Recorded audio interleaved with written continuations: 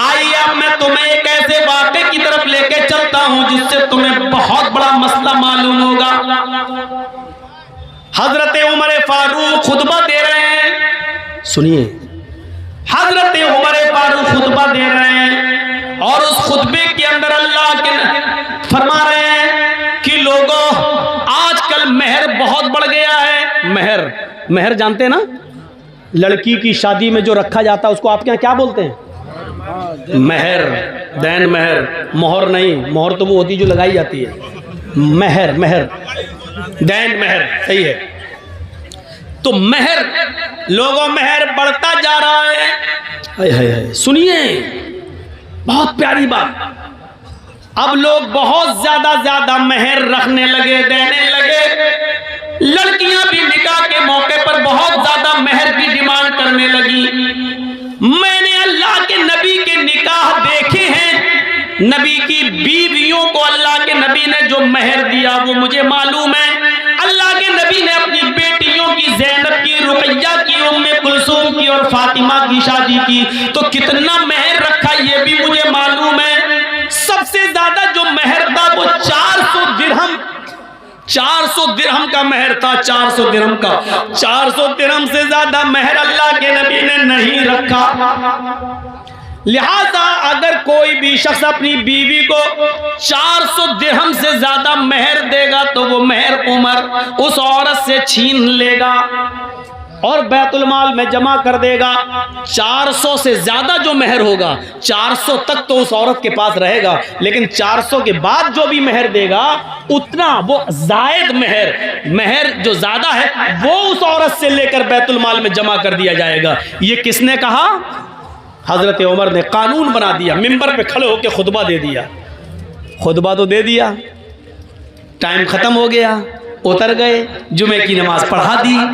नमाज पढ़ाने के बाद उसी मस्जिद में पर्दे में एक औरतें भी नमाज पढ़ रही थी, पर्दा पड़ा हुआ था, औरतें भी नमाज पढ़ रही थी। एक बूढ़ी औरत आती है पर्दे से, कहती है अमीरुल मोमिनीन मुझे आपसे कुछ कहना है। बोला क्या कहना चाहती हो? बोलो। कहा वहीं आना चाहती हूँ, मैंने पैरों में सॉक्स मोजे पहन रखे हैं, हाथों में मैंने दास्ताने ग्लव्स पहन रखे हैं, मेरा चेहरा छिपा हुआ है, मैं वहीं आकर आपसे रूबरू मिलना चाहती हूँ, आपने मसला गलत बता दिया। हजरत उमर फारूक से कह रही है एक औरत कि आपने मसला गलत बता दिया। हजरत उमर कहते हैं मैंने गलत बता दिया? कि हाँ, आओ इधर। औरत, बूढ़ी औरत गई, कहा अमीरुल मोमिनीन आपने इस मिंबर पर खड़े होकर ये कैसे कह दिया कि कोई भी आदमी अपनी बीवी को 400 दिरहम से ज्यादा मेहर नहीं दे सकता? हजरत उमर ने कहा मां, बूढ़ी मां, अल्लाह के रसूल ने अपनी बीवियों को 400 दिरहम से ज्यादा नहीं दिया, अपनी बेटियों के निकाह में 400 दिरहम से ज्यादा मेहर नहीं रखा। फिर उस औरत ने क्या जवाब दिया? अमीरुल मोमिनीन 400 दिरहम देना एक अलग बात है, लेकिन 400 दिरहम से ज्यादा नहीं दे सकता है कोई मर्द। क्या ऐसी कोई हदीस है आपके पास? क्या अल्लाह के रसूल ने 400 दिरहम से ज्यादा मेहर देने को से मना किया? ऐसी कोई हदीस है आपके पास? तो हजरत उमर ने कहा मां, मुझसे हदीस क्यों मांग रही हो? क्या 400 दिरहम से ज्यादा भी कोई मेहर दे सकता है? ऐसी कोई हदीस है तुम्हारे पास? ये हजरत उमर ने उससे पूछा, ऐसी कोई हदीस है तुम्हारे पास? उस बूढ़ी औरत ने जवाब दिया अमीरुल मोमिनीन 400 दिरहम से ज्यादा भी मेहर दे सकता है, हदीस नहीं कुरान की आयत मौजूद है। हजरत उमर ने कहा कुरान में है? मैं रोज कुरान पढ़ता हूं। कहा रोज पढ़ते हो तब भी आपको नहीं मालूम? जल्दी बताओ।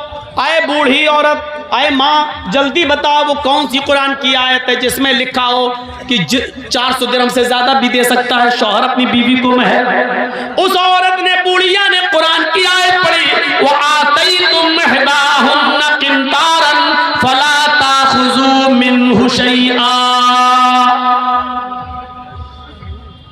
सोचिए,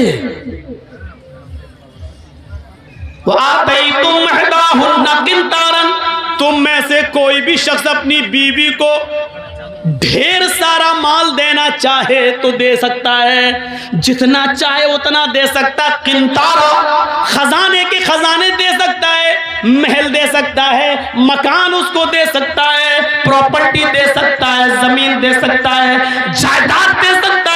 महर में उसके नाम पूरा का पूरा फ्लैट बुक कर सकता है, उसके नाम कर सकता है। जो शौहर अपनी बीवी को महर में जो देना चाहे दे सकता है। फला ताखुजू मिन्हा शैया, फिर तुम उसमें से कुछ भी लेने का हक नहीं रखते। कोई भी उस औरत से छीन नहीं सकता, ये उस औरत का हक है, उससे कोई उसका हक नहीं छीन सकता है। शौहर भी दे तो फिर वो भी वापस नहीं ले सकता। आए उमर, जब दिए हुए माल को शौहर नहीं ले सकता है तो आप कैसे ले सकते हैं? आपने ये कैसे कानून नाफिज कर दिया?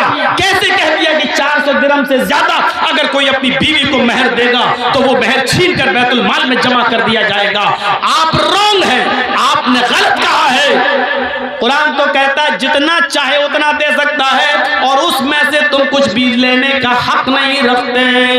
हजरत उमर ने लोगों से पूछा, जो मस्जिद में बैठे हुए थे उन लोगों से पूछा, क्या ये आयत कुरान में मौजूद है जो बुढ़िया पढ़ रही है? ये औरत तो कुरान की आयत पढ़ रही है, क्या ये आयत कुरान में मौजूद है? लोगों ने जवाब दिया, हाँ ये आयत कुरान में मौजूद है। हजरत उमर अपनी गलती एक्सेप्ट करते हैं और फिर मिंबर पर दोबारा खड़े होते हैं और कहते हैं, अख्तार रजुलुन व असाबत इम्रातुन, अख्तार रजुलुन व असाबत इम्रातुन। मर्द ने गलती की और एक औरत ने दुरुस्त बात की, एक औरत ने सच्ची बात की है, लिहाजा उमर अपनी बात वापस ले रहा है। अब इस औरत की दी हुई कुरान की आयत को नाफिज करता है। लोगों, तुम जितना चाहो अपनी बीवी को महर दे दो, अब मैं किसी से महर की रकम नहीं छीनूंगा और बैतुल माल में जमा नहीं करूंगा। मेरे भाइयों, एक आदमी कोई गलत फैसला कर सकता है, लेकिन दलील आ जाने के बाद, कुरान की आयत आ जाने के बाद उसको मानना ही पड़ता है। जो आदमी गलत ही पर नहीं, मैंने जो कहा वही सही है, सही बात आ जाने के बाद भी गलती पर लटका रहे, नहीं मैंने जो कहा वही सही है, तो ये चीज गलत होती है। हजरत उमर फारूक ने कहा, अख्तर रजुलुन, मैंने गलती की है, मर्द से खता हो गई, औरत ने सच्ची बात कही है, और फिर अपनी बात को वापस ले लिया। यही है सलफ, यही है मेरे भाइयों इस्लाम की। सही बात आ जाने के बाद आदमी सही बात को ले ले और अपनी पुरानी रविश छोड़ दे, अपना पुराना तरीका तर्क कर दे, अपना पुराने तरीके से तौबा कर ले और सही बात पर अमल करना शुरू कर दे।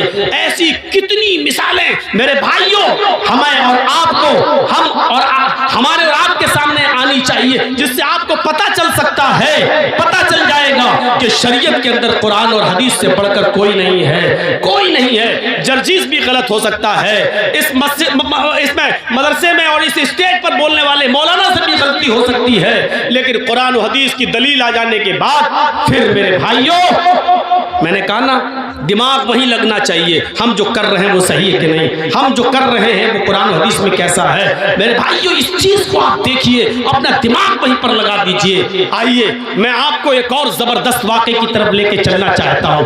जबरदस्त वाक़या, जबरदस्त। हजरत उस्मान गनी का जमाना है, सुनिएगा। और एक वाकया जो बाद में आ रहा है वो पहले वाकये से ज्यादा मजेदार। हजरत उस्मान गनी के जमाने में एक वाकया पेश आ गया। एक शख्स हजरत उस्मान से मसला पूछने आ गया कि अमीरुल मोमिनीन, अगर कोई औरत शादी के 6 महीने के बाद अगर बच्चा पैदा करे तो उस बच्चे का क्या हुक्म है? सुन लीजिए, हमारे और आपके सामने भी ऐसे किस्से आ सकते हैं। हरीश चंद्रपुर वालों, अगर आपके इलाके में किसी लड़की की शादी हो जाए और 6 महीने के बाद अगर उसके बच्चा पैदा हो जाए तो उस बच्चे का क्या हुक्म होगा? सुनो, कहीं भी हो सकता है ये मंजर। अब जब अच्छे मसले आ गए तो आप लोग उठने भागने लगे। सुनिए, हजरत उस्मान गनी से पूछा जा रहा है कि 6 महीने में अगर बच्चा पैदा हो जाए तो क्या हुक्म है उसका। हजरत उस्मान गनी कहते हैं कि वो औरत बदचलन है। शादी के बाद 9 महीने के बाद बच्चा पैदा होना चाहिए, 6 महीने में कैसे हो जाएगा। कहने लगे, आए अमीरुल मोमिनीन, मेरी शादी को 6 महीना हुआ है, मेरी शादी को 6 महीना हुआ है और 6 महीने के बाद आज ही मेरी बीवी ने एक बच्चा पैदा किया है। समझ रहे हैं ना आप उस सहाबी के पूछने का मकसद क्या है।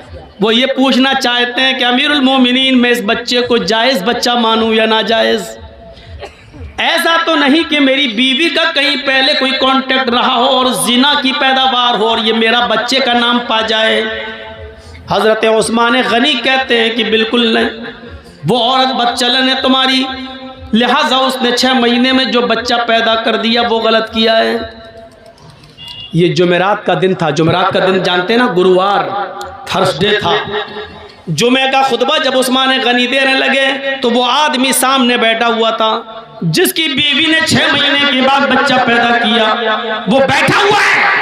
हजरत उस्मान खुतबा देते देते कहने लगे, लोगों, इसकी बीवी ने कल एक बच्चा पैदा किया है और वो बच्चा 6 महीने के बाद पैदा हुआ है। शादी के 6 महीने के बाद कोई बच्चा पैदा नहीं होता है। इसकी बीवी ने शादी के 6 महीने के बाद ही बच्चा पैदा कर दिया है। लिहाजा अगले जुमे को इसकी बीवी को लाया जाएगा और जमीन पे सीने के बराबर गाड़ कर पत्थरों से मार मार के उसको खत्म कर दिया जाएगा। उसको जिनाकार मानते हुए उसकी जान ले ली जाएगी, उसको कत्ल कर दिया जाएगा। हुक्म भी दे दिया। जुमे का खुतबा खत्म, जबकि उस्मान गनी का फैसला गलत था। अब सुनिए गलत कैसे था। जब जुमे का खुतबा खत्म हो गया, हजरत उस्मान ने नमाज पढ़ा दी। उसी मस्जिद में हजरत अली भी बैठे हुए थे। जब जुमे की नमाज खत्म हो गई तो हजरत अली ने लोगों से कहा, थोड़ी देर आप सब बैठे, हजरत उस्मान ने एक मसला गलत बता दिया है। तमाम लोग बैठ गए कि देखे हजरत अली क्या दलील पेश करते हैं। एक औरत के कत्ल का हुक्म दिया जा चुका है, देखे हजरत अली क्या उस औरत को कैसे बचाते हैं, देखें उस औरत को कैसे बचाते हैं। हजरत उस्मान कहते हैं, आय अली कहिए। कहा, अमीरुल मोमिनीन, आपने ये मसला गलत बताया है कि कोई औरत 6 महीने में अगर बच्चा पैदा कर दे तो वो बच्चा नाजायज है। हजरत उस्मान कहते हैं 6 महीने में अगर बच्चा पैदा हो जाए तो वो गलत नहीं हुआ। हजरत अली ने कहा नहीं, आज तक किसी औरत ने 6 महीने में बच्चा पैदा किया। हजरत अली ने कहा कि वो मेरा मामला नहीं है और उसका इल्म मुझे नहीं है, किया कि नहीं किया वो मैं नहीं जानता। क्या अल्लाह के नबी के जमाने में किसी औरत ने 6 महीने में कोई बच्चा पैदा किया? हजरत अली मुस्कुरा कर जवाब देते हैं कि मुझे इसका भी इल्म नहीं है। कहा, जब इसका इल्म नहीं है तो फिर क्यों कह रहे हो? कहा, कह से इसलिए रहा हूं कि 6 महीने के बाद अगर कोई बच्चा पैदा हो जाए तो वो गलत नहीं है। अच्छा, तुम ये भी कह रहे हो अल्लाह के नबी के ज़माने में किसी औरत ने 6 महीने में बच्चा पैदा नहीं किया? तुम ये भी मानते हो कि अल्लाह के रसूल सल्लल्लाहु अलैहि वसल्लम ने 6 महीने के बाद पैदा होने वाले बच्चे को जायज़ माना? तुम ये भी कह रहे हो कि आज तक किसी औरत ने 6 महीने के अंदर कोई बच्चा पैदा नहीं किया? फिर तुम ये कह रहे हो कि 6 महीने में जो बच्चा पैदा हो जाए वो जायज़? क्या दलील है? क्या अल्लाह के रसूल से कोई हदीस है?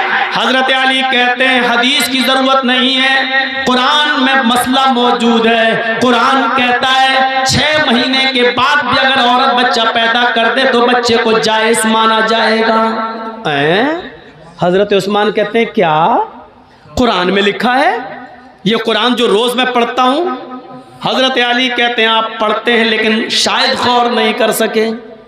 हजरत उस्मान ने कहा लोगों दलील मांगो अली से। हजरत अली ने कहा दलील सुनो।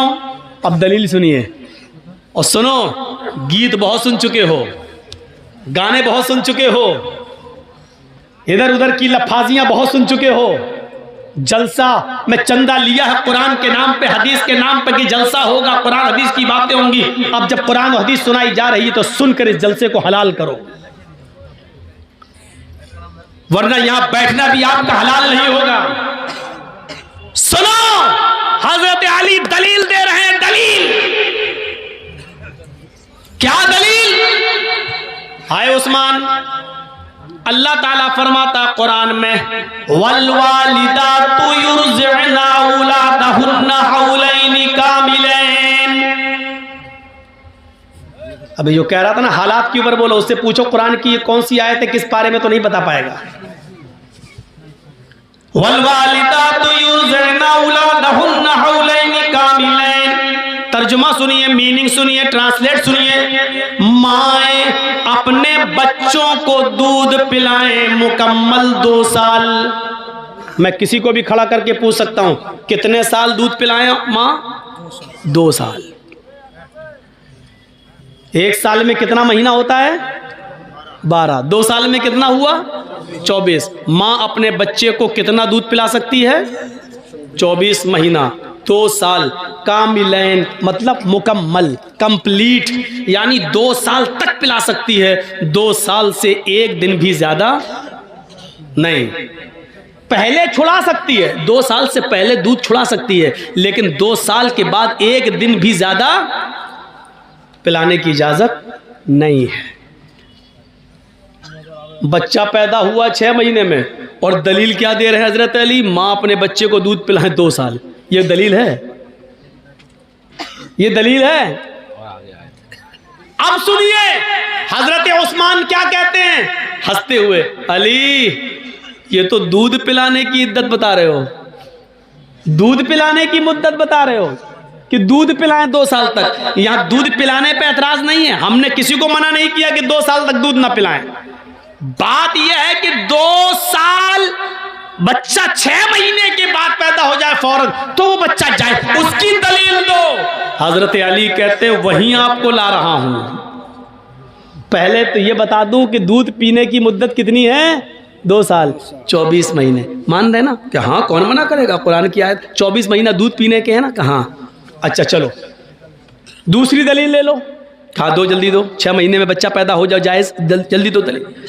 वफिसालुहु फी आमैन।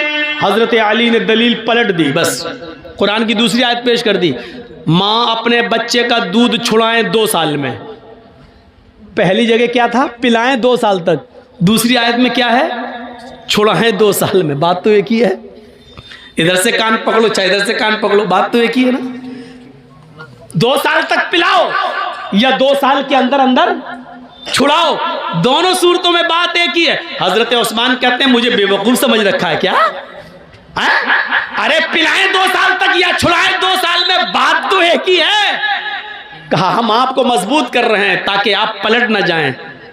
2 साल मान रहे ना कि हाँ, 24 महीने मान रहे ना, हाँ। ये किसकी इद्दत है, मुद्दत है? कि दूध पिलाने की। दूध पिलाने की मुद्दत 2 साल है ना, कि हाँ। अब सुनो तीसरी दलील, जिसमें अल्लाह ने हमल और दूध छुड़ाने की दोनों की गिनती को और मुद्दत को एक साथ बयान कर दिया है। कुरान में तीसरी जगह अल्लाह ने फरमाया वहमलुहु, हमल देखिए, वहमलुहु वफिसालुहु सलासून शहरन। वहमलुहु वफिसालुहु, औरत के हमल की और दूध छुड़ाने की मुद्दत 30 महीने है। कितना? सलासून शहरन। कितना महीना? 30, 10, 20, 30। कितना हुआ? 30 महीना। आए उस्मान, 30 महीना किसकी मुद्दत है? हजरत उस्मान कहते हैं हमल की और दूध छुड़ाने की। क्या मानते हो ना? दोनों की मुद्दत कितनी है? का 30 महीना।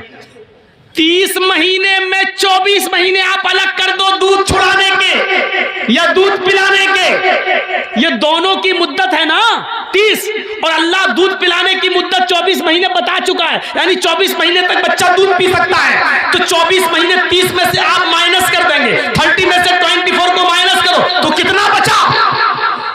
हजरत उस्मान कहते हैं 6 का वहमलुहु, यही हमल की मुद्दत है।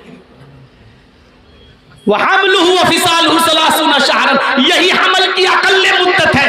यानी औरत कम से कम 6 महीने के बाद बच्चा पैदा अगर करती है तो वो बच्चा जायज माना जाएगा, वो बच्चा नाजायज नहीं माना जाएगा। 6 महीने से पहले अगर कोई बच्चा पैदा करती है औरत तो वो बच्चा नाजायज माना जाएगा, वो बच्चा हराम माना जाएगा। लेकिन 6 महीने के बाद अगर कभी भी बच्चा पैदा करती है तो वो बच्चा जायज है। ओफो, ऐसी नई नई बातें जो अभी तक नहीं सुनी हो वो तो सुनने रहे। हालात पे बोलो, अरे हालात पे क्या बोलो। मैं आपको एक इशारा कर रहा हूं, याद रखिएगा। कुछ लोग नारे लगा रहे हैं, अब हमारी लिंचिंग हो रही है, नारे लगाए जा रहे हैं और नारे लगा के हमें बरगलाने की कोशिश की जाएगी। जहां 2-4 दाढ़ी वाले मिलेंगे वहीं पर जय श्री राम के नारे लगा के हमें बरगलाने की कोशिश की जाएगी। अक्लमंद इंसान वो है जो इनके बरगलाने में ना आए और खामोशी के साथ गुजर जाए। ये अक्लमंदी है इस जमाने में, आज के इस दौर में। जरूरी नहीं है, अब सुन लो मेरी बात। अगर कोई पागल कुत्ता मौलाना जर्जीस को काट ले उसके पैर में, तो उसका जवाब क्या कि मौलाना जर्जीस भी उस पागल कुत्ते के पैर में काटने जाए? आप क्या कहोगे जर्जीस को? एक पागल कुत्ते ने हमें काट लिया है, अब हम भी पकड़ो और काट रहा। लोग कहें कितना बड़ा पागल है। यही पागल है। अगर कोई पागल कुत्ता हमारे पैर में काट ले तो इसका यह मतलब नहीं है कि जर्जीस साहब भी उस पागल कुत्ते को काटने जाएं। कुछ लोग इस वक्त पागल हो चुके हैं पावर को देखकर। कुछ लोग जानते हैं कि हमारा पावर है, हमारा आदमी बैठा हुआ है सीट पर, गवर्नमेंट का नशा है। वो जानते हैं कि गोली मारो सालों को, देश के गद्दार, कुछ भी, हमारा कुछ नहीं होगा। पूरे दिल्ली में ट्रंप के जाने तक तो मैं कुछ नहीं बोलूंगा, ट्रंप के जाने के बाद हम आपकी भी नहीं सुनेंगे। इस तरीके की बातें जो कही गई हैं, वो जानते हैं कि हमारा कुछ नहीं होगा। मेरे भाइयों सुन लीजिए, आप ये हालात बना दिए गए हैं। ऐसे मौके पर खामोशी का मुजाहरा कर लिए आप। कुछ कुत्ते पागल हो गए हैं, पागल नशा है उनको कि हमारे ऊपर किसी का हाथ है। अब इस पागल कुत्ते को अगर आप समझ जाएं तो पूरी तकरीर कामयाब। मैं नाम नहीं लूंगा, सॉरी, माजरत के साथ। आप मुझे आइंदा बुलाएं या ना बुलाएं, मैं नाम नहीं लूंगा। लेकिन इस पागल कुत्ते को अगर आपने समझ लिया तो समझ लो कि पूरी तकरीर समझ गए आप। मेरे भाइयों, अगर कुछ पागल कुत्ते हमारे पैर में काट लें तो इसका यह मतलब नहीं है कि हम भी उस पागल कुत्ते को काटने जाएं। हाथी चलता रहता है, कुत्ते भौंकते रहते हैं। अब हाथी अगर उन कुत्तों के भौंकने पर पीछे मुड़ मुड़ के देखने लगे तो हाथी अपनी मंजिल तक कभी नहीं पहुंच पाएगा। तुम्हें अपनी मंजिल पर पहुंचना है।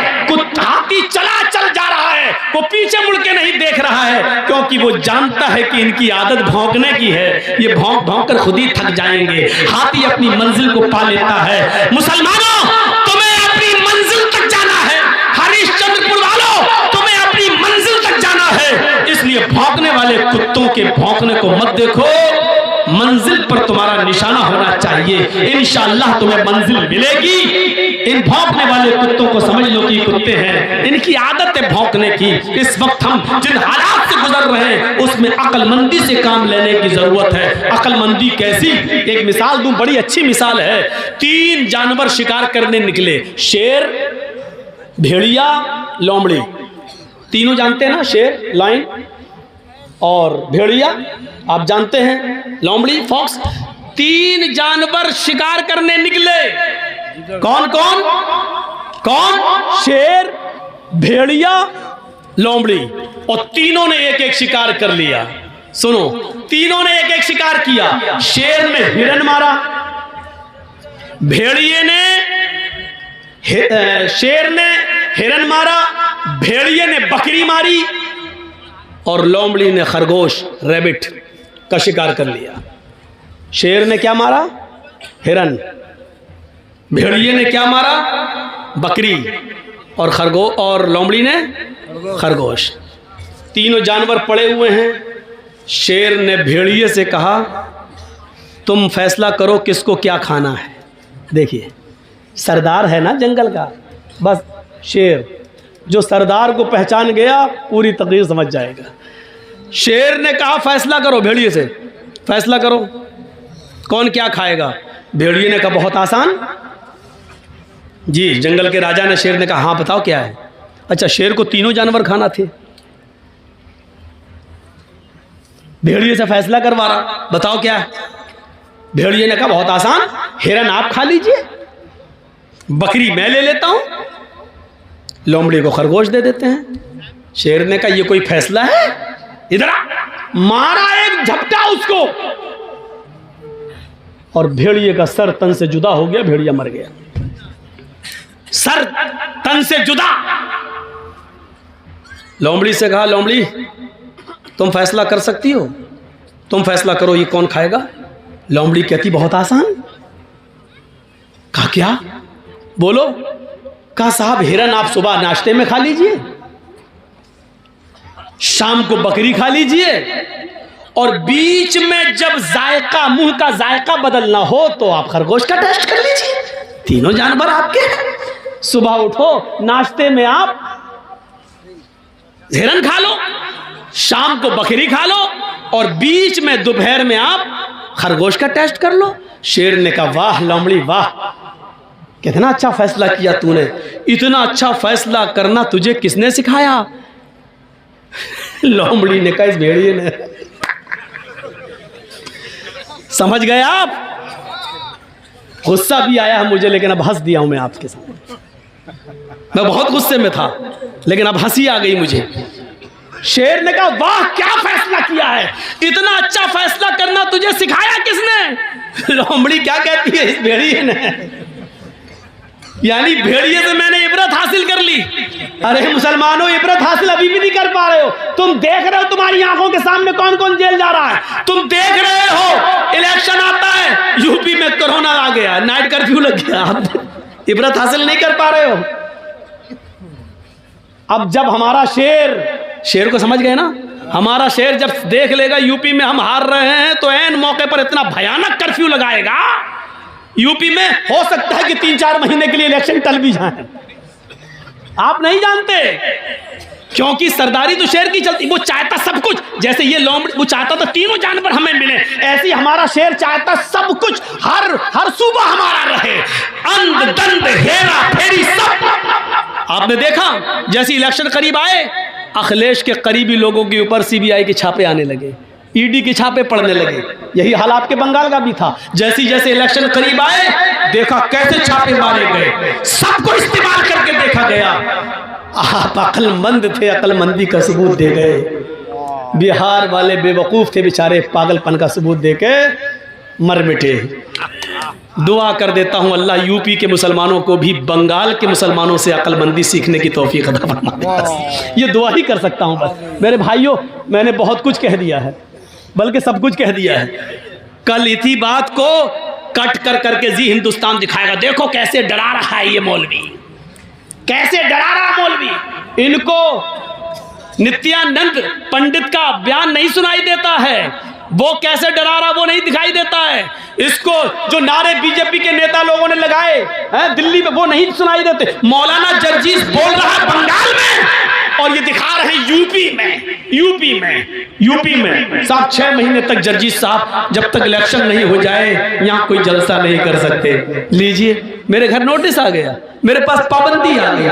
अरे भैया दीनी जलसे तो करने दो, मुझे किसी के स्टेज पे मत जाने दो। दीनी जलसे तो करने दो। साहब दीनी जलसे भी नहीं करने देंगे। ये तो ये कहो कि जुमे पे इनकी हुकूमत नहीं चलती, वरना ये तो कहते जुमा भी नहीं पढ़ाने देंगे। अब जुमा पढ़ने के लिए मैं जिस मस्जिद में जाता हूँ वहाँ के लोग कहते हैं मौलाना जुम्मे में आप ही पढ़ाइए। अब जो मौलाना बेचारा कुछ पढ़ाना ही नहीं चाह रहा है, वो कह रहा है आप पढ़ा। जुमा तो हमें कहीं ना कहीं पढ़ना ही है। जब हम वक्त से पहले पहुँचते हैं जुमा पढ़ने के लिए तो आदमी जिस मस्जिद में भी चला जाऊँ, मौलाना साहब आप आ गए तो हमारी खुश नसीबी है, पढ़ा दो। अब उनको थोड़ी मालूम है कि हम किस मस्जिद में जा रहे हैं जुमा पढ़ने। जुमा पढ़ा देता हूँ मैं, जुमा पढ़ा देता हूँ।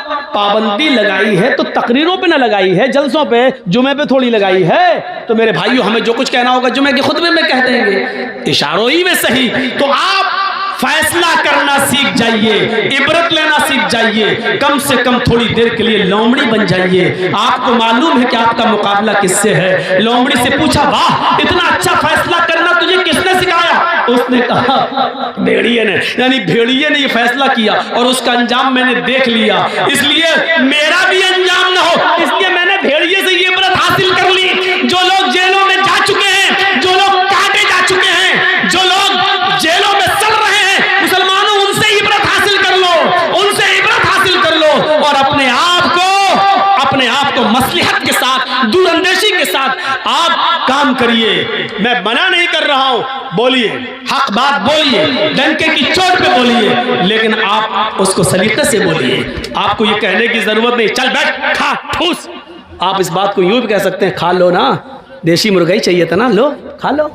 आप इसको यूं भी बोल सकते हो। मेरे भाइयों, दूरअंदेशी अगर हमारे पास आ गई, बस एक चीज और बताऊंगा आपको कि गलती किसी से भी हो सकती है। हजरत सुलेमान और दाऊद अलैहिस्सलाम के जमाने में, दाऊद बाप है, सुलेमान बेटे हैं, एक किस्सा, एक वाकया पेश आ गया। बुखारी शरीफ की हदीस है। देखिए, दाऊद अलैहिस्सलाम भी नबी हैं और सुलेमान अलैहिस्सलाम भी नबी हैं। एक औरत, दो औरतें अपने अपने, दोनों के पास एक एक बच्चा था और एक एक बच्चा दोनों लेकर निकली। उनका गुजर एक जंगल से हो रहा था। दोनों औरतें जंगल में थोड़ा आराम करने लगी। जंगल में भेड़िया आया। बुखारी शरीफ की हदीस है, एक भेड़िया आया और उस भेड़िए ने एक औरत के बच्चे को, बड़ी औरत जो थी, एक छोटी थी एक बड़ी थी, बड़ी औरत का बच्चा भेड़िए ने मुंह में दबाया, ले गया और फाड़ के खा गया। यानी बड़ी औरत के बच्चे को भेड़िया खा गया। बुखारी शरीफ की हदीस सुनिए, मंजर देखिए। लेकिन बड़ी औरत ने जब देखा कि मेरा बच्चा तो मर गया, इस इलाके में किसी को क्या मालूम कि कौन किसका बेटा है। जब लोग आए तो उस औरत ने फौरन, बड़ी औरत ने फौरन कह दिया, ये छोटी औरत के गोद में जो बच्चा वो मेरा बच्चा है, इसका बच्चा भेड़िया खा गया, ये तो मेरा बेटा है। मामला बढ़ गया।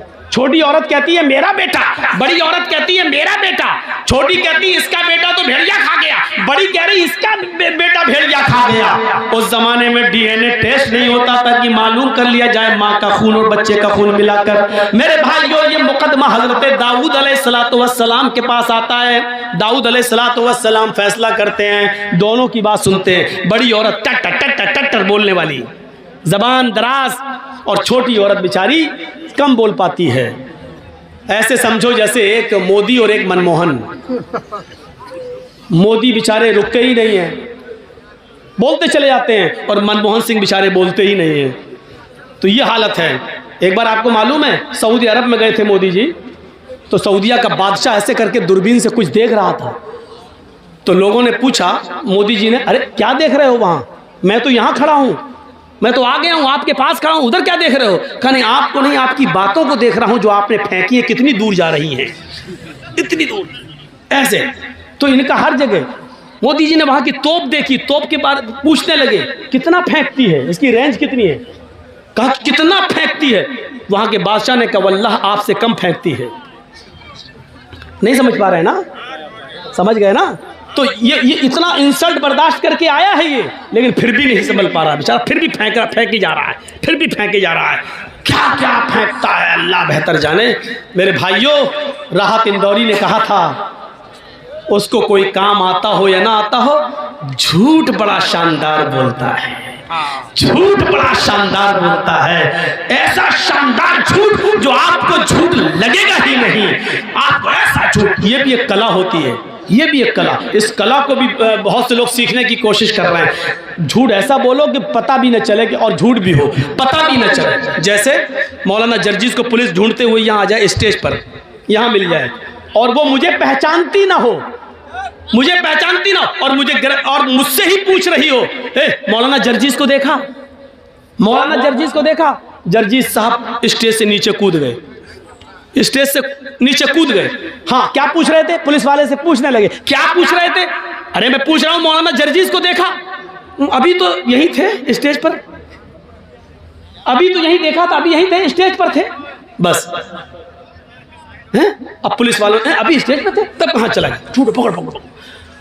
देखा जाए तो ये झूठ है, लेकिन झूठ ऐसा है कि पता नहीं चला। अभी तो स्टेज पे थे, हकीकत में अभी स्टेज पे थे, अब कूद गए, स्टेज पे नहीं है। पुलिस वालों ने पूछा कहाँ थे? वो मौलाना जर्जिस को देखा।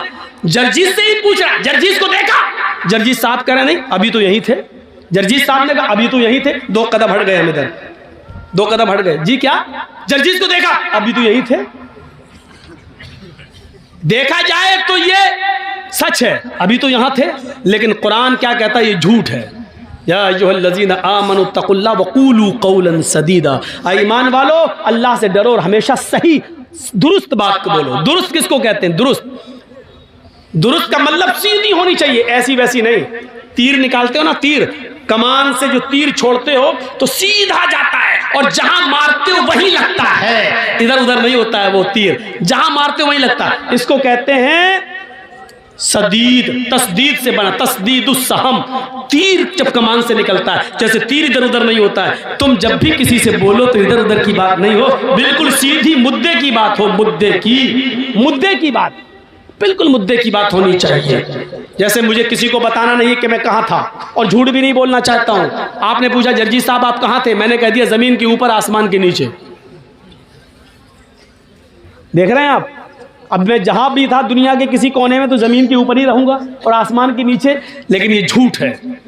आप सोच रहे हैं सच, नहीं सच नहीं, झूठ है। क्योंकि पूछने वाला ये नहीं पूछ रहा है, पूछने वाला ये जानना चाहता है आप किस शहर में थे, किस गांव में थे, किस मोहल्ले में थे, ये पूछना चाह रहा है। और आप कह रहे हैं जमीन के ऊपर आसमान के नीचे, तो ये शानदार, इसको बोलते हैं शानदार झूठ, इसको बोलते हैं शानदार झूठ। राहत इंदौरी ने यही कहा था, उसको कोई काम आता हो या ना आता हो, लेकिन झूठ बड़ा शानदार बनता है। यानी झूठ पता नहीं चलेगा लेकिन वो झूठ होगा। तो मेरे भाइयों, दाऊद अलैहिस्सलाम ने दोनों औरतों की बात सुनी। बड़ी औरत जिसका बच्चा भेड़िया खा गया, वो टर टर टर टर बोलती चली जा रही थी। दाऊद अलैहिस्सलाम ने फैसला कर दिया ये बच्चा बड़ी औरत का है। बड़ी औरत बच्चा लेके चली गई, जबकि बड़ी औरत का बच्चा नहीं था। दाऊद अलैहिस्सलाम से गलती हो गई, बड़ी औरत का बच्चा नहीं था। 10 दिन 15 दिन गुजर गए। 10-15 दिन के बाद दोनों औरतें फिर लड़ने लगी। छोटी औरत कहती है अल्लाह के वास्ते मेरा बेटा मुझे दे दे, मेरी रातों की नींद उड़ गई है, इस बच्चे के बिना मुझे नींद नहीं आती है, मेरी पिस्तानों में दूध है, मैं इस बच्चे को पिलाती हूँ, मेरा बच्चा मुझे दे दे। फिर भीड़ लग गई, बड़ी औरत उसका बच्चा नहीं देना चाहती। लोगों ने कहा क्या बात है, कहा दाऊद अलैहिस्सलाम फैसला कर चुके फिर भी उसकी बात नहीं मानती। दाऊद अलैहिस्सलाम कहीं गए हुए थे, मामला इतना बड़ा कि ये मुकदमा अब उनके बेटे सुलेमान अलैहिस्सलाम के पास आ गया। सुलेमान अलैहिस्सलाम ने दोनों की गुफ्तगू को सुना, कहा कि सुनो मेरे बाप ने फैसला कर दिया। कहा फिर तुमने इसके फैसले, मेरे बाप के फैसले को क्यों नहीं माना? छोटी औरत से कहा। छोटी औरत ने कहा कैसे मान लूं जब बेटा मेरा है? सुलेमान अलैहिस्सलाम ने कहा फिर मेरा भी फैसला नहीं मानोगी? अगर मैं आज भी कोई फैसला कर दूं तो फिर जिसके हक में होगा वो खुश हो जाएगा, तुम्हारे अगर हक में नहीं गया तो तुम उसको नहीं मानोगी। कहने लगी कैसे बताऊं कि ये मेरा बेटा है? सुलेमान अलैहिस्सलाम ने कहा लाओ मैं सच्चा फैसला करता हूं। देखिए एक जज की ड्यूटी क्या होती है, अगर फैसला सही नहीं हो रहा हो तो डरा भी सकता है। सुलेमान अलैहिस्सलाम ने कहा लाओ तो मैं इस बच्चे के बारे में सच्चा फैसला करता हूं। जमीन पर लिटा दिया, कहा जी बिस्किन छुरी लाओ। छुरी आ गई। सुलेमान अलैहिस्सलाम ने कहा तुम कहती हो मेरा बेटा, तुम कहती हो मेरा बेटा, एक फैसला हो जाता है उस फैसले को मानती नहीं हूं, दूसरे के पास फैसला करने आई, मैं कैसे मान लूं कि मेरा फैसला तुम मान लोगी? लिहाजा इसका फैसला यही है कि मैं इस बच्चे को बीच से काट देता हूं, 2 टुकड़े कर देता हूं, कमर से इस बच्चे को काटना शुरू करता हूं, इसको 2 टुकड़े कर देता हूं, एक टुकड़ा छोटी औरत को दे दूंगा और एक टुकड़ा बड़ी औरत को दे दूंगा।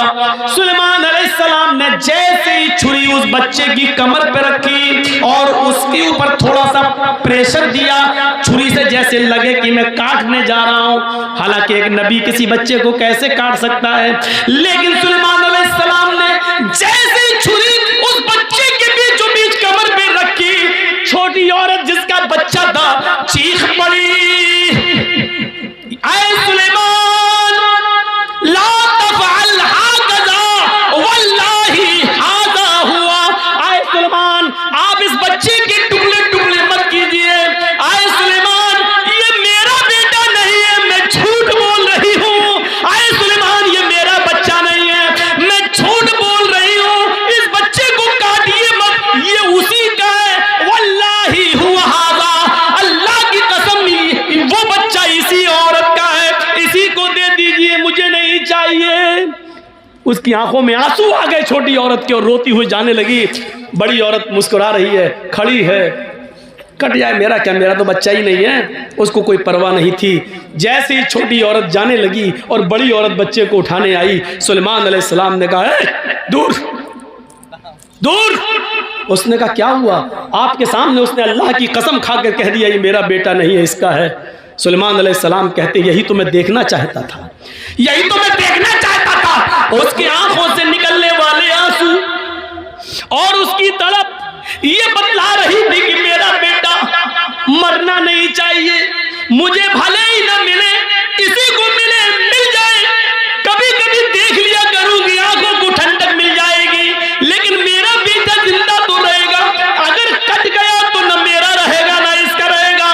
आए औरत, उस औरत की आंखों से गिरने वाले आंसुओं ने बता दिया है कि ये बच्चा उसका है, तेरा नहीं। मेरे बाप से गलत फैसला हो गया है। उठाया उस बच्चे को, कहा है औरत इधर आ, छोटी औरत, और कहा ये बच्चा तेरा है, इस बच्चे को तू पकड़, इस बच्चे की मालिक तू है, इस बच्चे की माँ तू है। मैं कहना ये चाहता था, इंसान होने के नाते गलती किसी से भी हो सकती है, लेकिन सही फैसला जाने के बाद फिर अपनी गलती पर कायम नहीं रहना चाहिए। तो मेरे भाइयों, ये चंद बुनियादी बातें मैंने 12:40 तक आपके सामने खिताब में दी है। मुझे उम्मीद है कि इंशाअल्लाह ये खिताब आपके दरमियान एक इनकलाब पैदा करेगा। हम अल्लाह से दुआ करते हैं कि बारे अल्लाह हमारी खताओं को माफ़ फरमा दे, हमारे गुनाहों को बख्श दे, हम जमीआ मुसलमानों पर रहम फरमा।